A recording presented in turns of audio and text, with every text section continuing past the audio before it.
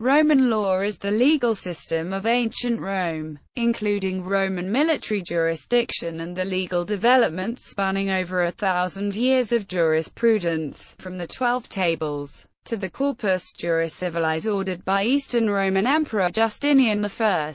The historical importance of Roman law is reflected by the continued use of Latin legal terminology in legal systems influenced by it. After the dissolution of the Western Roman Empire, the Justinian Code remained in effect in the Eastern Roman Empire, known in the modern era as the Byzantine Empire. From the 7th century onward, the legal language in the East was Greek. Roman law also denotes the legal system applied in most of Western Europe until the end of the 18th century. In Germany, Roman law practice remained in place longer under the Holy Roman Empire. Roman law thus served as a basis for legal practice throughout Western continental Europe, as well as in most former colonies of these European nations, including Latin America, and also in Ethiopia. English and North American common law were influenced also by Roman law, notably in their Latinate legal glossary. Eastern Europe was also influenced by the jurisprudence of the Corpus Juris Civilis, especially in countries such as medieval Romania, which created a new system, a mixture of Roman and local law. Also, Eastern European law was influenced by the farmers' law of the medieval Byzantine legal system. Development.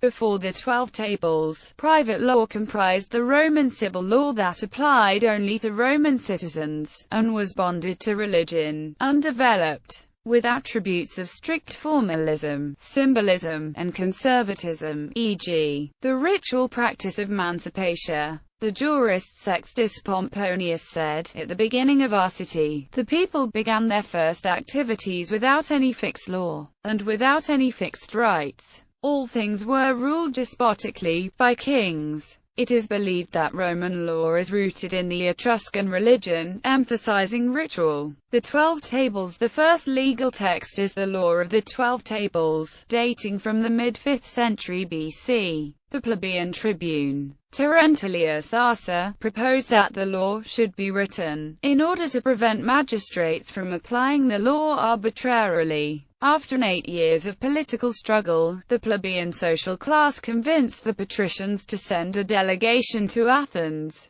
to copy the laws of Solon. They also dispatched delegations to other Greek cities for like reason. In 451 BC, according to the traditional story, 10 Roman citizens were chosen to record the laws. While they were performing this task, they were given supreme political power, whereas the power of the magistrates was restricted. In 450 BC, the decemviri produced the laws on 10 tablets, but these laws were regarded as unsatisfactory by the plebeians. A second decemvirate is said to have added 2 further tablets in 449 BC. The new law of the 12 Tables was approved by the People's Assembly. Modern scholars tend to challenge the accuracy of Roman historians. They generally do not believe that a second decemvirate ever took place. The decemvirate of 451 is believed to have included the most controversial points of customary law, and to have assumed the leading functions in Rome. Furthermore, the question on the Greek influence found in the early Roman law is still much discussed.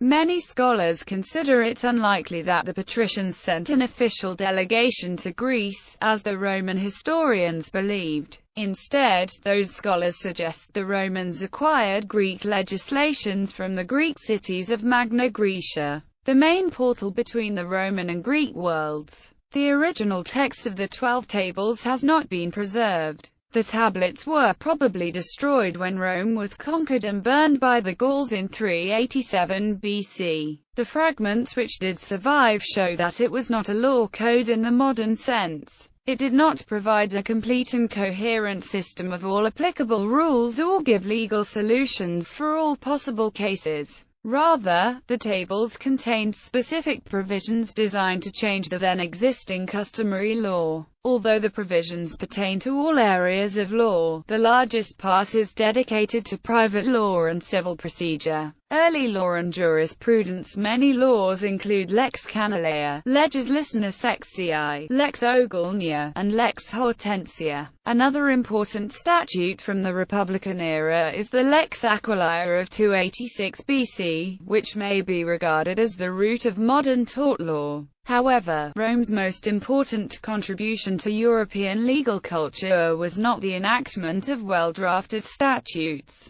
but the emergence of a class of professional jurists and of a legal science. This was achieved in a gradual process of applying the scientific methods of Greek philosophy to the subject of law, a subject which the Greeks themselves never treated as a science. Traditionally, the origins of Roman legal science are connected to Gnaeus Flavius. Flavius is said to have published around the year 300 BC the formularies containing the words which had to be spoken in court to begin a legal action. Before the time of Flavius, these formularies are said to have been secret and known only to the priests. Their publication made it possible for non-priests to explore the meaning of these legal texts. Whether or not this story is credible, jurists were active and legal treatises were written in larger numbers the 2nd century BC. Among the famous jurists of the Republican period are Quintus Mucius Scaevola, who wrote a voluminous treatise on all aspects of the law, which was very influential in later times, and Servius Sulpicius Rufus, a friend of Marcus Tullius Cicero. Thus, Rome had developed a very sophisticated legal system and a refined legal culture when the Roman Republic was replaced by the monarchical system of the Principate in 27 BC. Pre-classical period. In the period between about 201 to 27 BC, we can see the development of more flexible laws to match the needs of the time. In addition to the old and formal ius civila, a new juridical class is created, the ius honorarium, which can be defined as the law introduced by the magistrates who had the right to promulgate edicts in order to support, supplement or correct the existing law. With this new law, the old formalism is being abandoned and new more flexible principles of ius gentium are used. The adaptation of law to new needs was given over to juridical practice, to magistrates, and especially to the praetors. A praetor was not a legislator and did not technically create new law when he issued his edicts. In fact, the results of his rulings enjoyed legal protection and were in effect often the source of new legal rules. A praetor's successor was not bound by the edicts of his predecessor. However, he did take rules from edicts of his predecessor that had proved to be useful. In this way, a constant content was created that proceeded from edict to edict. Thus, over the course of time, parallel to the civil law and supplementing and correcting it, a new body of praetoric law emerged. In fact, praetoric law was so defined by the famous Roman jurist Papinian. Ius praetorium est quod praetors introduxerunt adievendi vel supplenda vel corrigendi iuris civilis gratia propter utilitatem publicum. Ultimately, civil law and praetoric law were fused in the corpus juris civilis. Classical Roman law. The first 250 years of the current era are the period during which Roman law and Roman legal science reached its greatest degree of sophistication. The law of this period is often referred to as the classical period of Roman law. The literary and practical achievements of the jurists of this period gave Roman law its unique shape. The jurists worked in different functions. They gave legal opinions at the request of private parties. They advised the magistrates who were entrusted with the administration of justice, most importantly the praetors. They helped the praetors draft their edicts, in which they publicly announced at the beginning of their tenure how they would handle their duties, and the formularies, according to which specific proceedings were conducted. Some jurists also held high judicial and administrative offices themselves. The jurists also produced all kinds of legal punishments. Around AD 130, the jurists Salvius Aelianus drafted a standard form of the Praetor's edict, which was used by all praetors from that time onwards. This edict contained detailed descriptions of all cases in which the praetor would allow illegal action and in which he would grant a defense. The standard edict thus functioned like a comprehensive law code, even though it did not formally have the force of law. It indicated the requirements for a successful legal claim. The edict therefore became the basis for extensive legal commentaries by later classical jurists like Paulus and Domitius Ulpianus. The new concepts and legal institutions developed by pre-classical and classical jurists are too numerous to mention here. Only a few examples are given here. Roman jurists clearly separated the legal right to use a thing from the factual ability to use and manipulate the thing. They also found the distinction between contract and tort as sources of legal obligations. The standard types of contract regulated in most continental codes, and the characteristics of each of these contracts were developed by Roman jurisprudence. The classical jurist Gaius invented a system of private law based on the division of all material into personae, res and actiones. This system was used for many centuries. It can be recognized in legal treatises like William Blackstone's Commentaries on the Laws of England and enactments like the French Code Civil or the German BGB. Post-classical law. By the middle of the 3rd century, the conditions for the flourishing of a refined legal culture had become less favorable. The general political and economic situation deteriorated as the emperors assumed more direct control of all aspects of political life. The political system of the Principate, which had retained some features of the Republican constitution, began to transform itself into the absolute monarchy of the Dominate. The existence of a legal science and of jurists who regarded law as a science, not as an instrument to achieve the political goals set by the absolute monarch, did not fit well into the new order of things. The literary production all but ended. Few jurists after the mid-3rd century are known by name, while legal science and legal education persisted to some extent in the eastern part of the empire. Most of the subtleties of classical law came to be disregarded and finally forgotten in the West. Classical law was replaced by so-called vulgar law. Substance. Concepts ius civila, ius gentium, and ius naturale. The ius civila was the body of common laws that applied to Roman citizens and the praetors urbani, the individuals who had jurisdiction over cases involving citizens.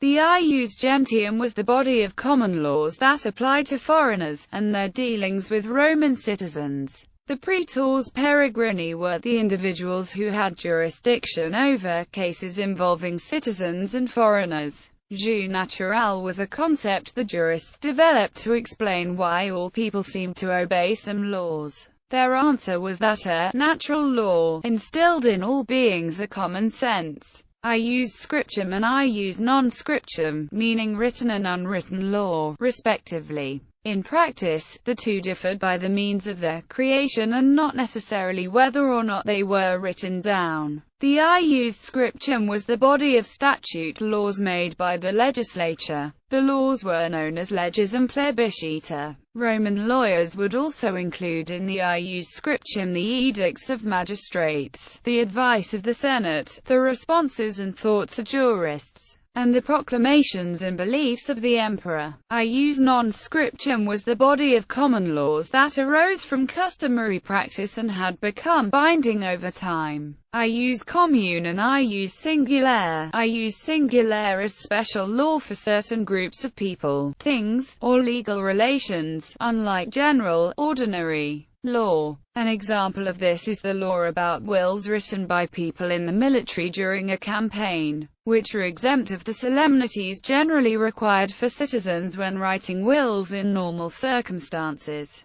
Ius publicum and ius privatum. Ius publicum means public law and ius privatum means private law, where public law is to protect the interests of the Roman state while private law should protect individuals. In the Roman law, ius privatum included personal property. Civil and criminal law, judicial proceeding was private process, and crimes were private. Public law will only include some areas of private law close to the end of the Roman state. Ius publicum was also used to describe obligatory legal regulations. These are regulations that cannot be changed or excluded by party agreement. Those regulations that can be changed are called today ius dispositivum, and they are not used when party shares something and are in contrary. Public law. The Roman Republic's constitution, or mos maiorum, was an unwritten set of guidelines and principles passed down mainly through precedent.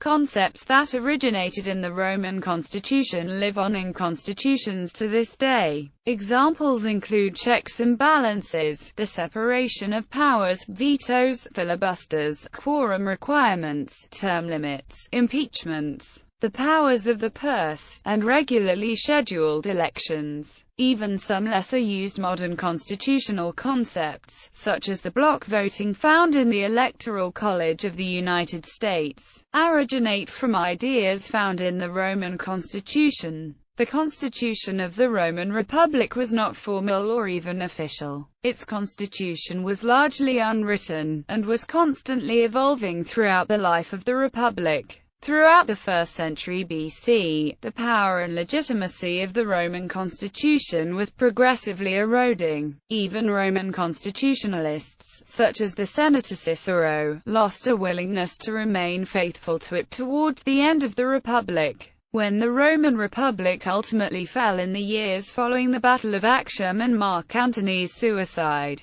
what was left of the Roman constitution died along with the Republic. The first Roman emperor, Augustus, attempted to manufacture the appearance of a constitution that still governed the empire. The belief in a surviving constitution lasted well into the life of the Roman Empire. Private law stipulation was the basic form of contract in Roman law. It was made in the format of question and answer. The precise nature of the contract was disputed, as can be seen below. Reivindication is a legal action by which the plaintiff demands that the defendant return a thing that belongs to the plaintiff. It may only be used when plaintiff owns the thing, and the defendant is somehow impeding the plaintiff's possession of the thing. The plaintiff could also institute an actio furta to punish the defendant. If the thing could not be recovered, the plaintiff could claim damages from the defendant with the aid of the condictia furtiva. With the aid of the actio legis aquilae, the plaintiff could claim damages from the defendant.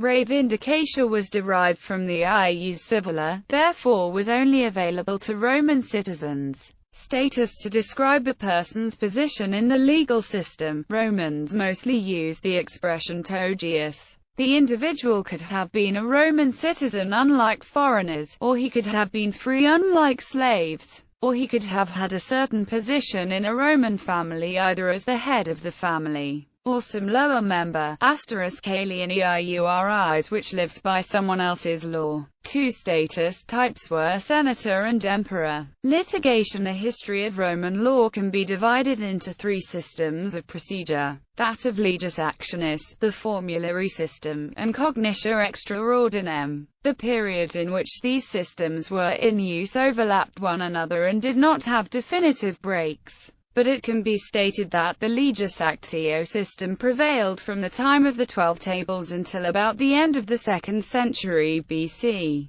That the formulary procedure was primarily used from the last century of the Republic until the end of the Classical period, and that of cognitia extra ordinem was in use in post-classical times. Again, these dates are meant as a tool to help understand the types of procedure in use, not as a rigid boundary where one system stopped and another began. During the Republic and until the bureaucratization of Roman judicial procedure, the judge was usually a private person. He had to be a Roman male citizen. The parties could agree on a judge, or they could appoint one from a list, called album iudicum. They went down the list until they found a judge agreeable to both parties, or if none could be found they had to take the last one on the list. No one had a legal obligation to judge a case. The judge had great latitude in the way he conducted the litigation. He considered all the evidence and ruled in the way that seemed just. Because the judge was not a jurist or a legal technician, he often consulted a jurist about the technical aspects of the case,